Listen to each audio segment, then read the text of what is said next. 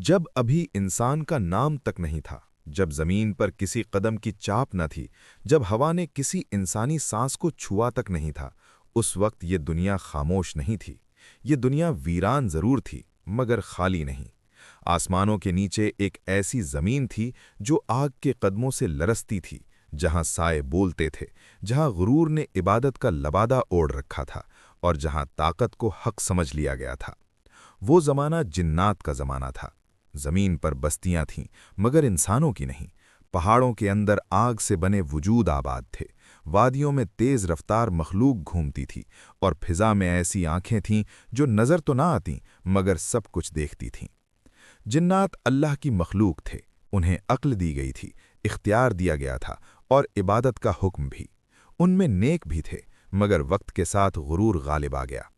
उन्हीं में एक था जो सबसे अलग था, इबादत में सबसे आगे, इल्म में सबसे बुलंद और दिल में सबसे ज्यादा खुद को बड़ा समझने वाला। वो इब्लीस था। जमीन पर फसाद फैल गया, खून बहा, जुल्म आम हुआ और फिर वो दिन आया जब अल्लाह का फैसला उतरा। फरिश्ते उतरे, जमीन को साफ किया गया, जिन्नात को बिखेर दिया गया। कुछ मारे गए, कुछ कैद हुए, कुछ जमीन के किनारों में धकेल दिए गए। इब्लीस बच गया। वो इबादत में लगा रहा, मगर उसके दिल में सवाल पलने लगा। और फिर अल्लाह ताला ने फरमाया कि मैं ज़मीन में एक खलीफा बनाने वाला हूँ।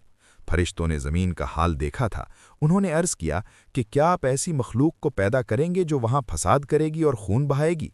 जवाब आया, मैं वो जानता हूँ जो तुम नहीं जानते।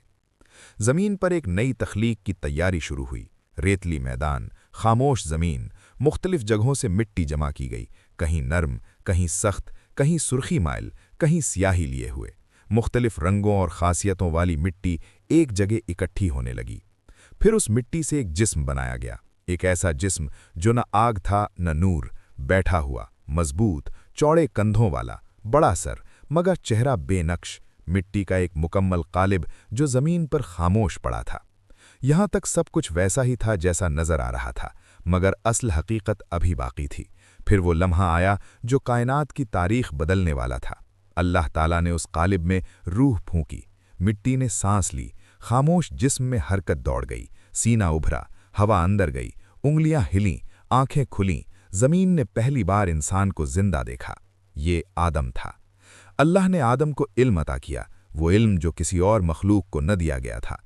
फिर हुक्म आया, सजदा करो। फरिश्ते झुक गए, सब के सब, कतार दर कतार, खामोशी के साथ, मुकम्मल इताअत में। मगर एक खड़ा रहा, इब्लीस। उसने इनकार किया, मैं आग से बना हूं और ये मिट्टी से। इसी लम्हे उसके गले में लानत का तौक डाल दिया गया।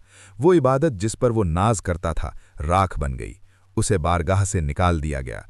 इज्जत जिल्लत में बदल गई, रोशनी अंधेरे में। उसने मोहलत मांगी और उसे आजमाइश के लिए मोहलत दी गई। जमीन पर आदम को उतारा गया और फिर आदम की औलाद फैलने लगी। इंसान जमीन पर फैल गया। कोई शुक्रगुजार बना, कोई नाशुक्रा, कोई हक पर चला, कोई शैतान के पीछे। मगर एक बात तय हो गई थी, फजीलत आग की नहीं, नूर की नहीं, बल्कि इताअत की है। और यही इंसान की असल कहानी है।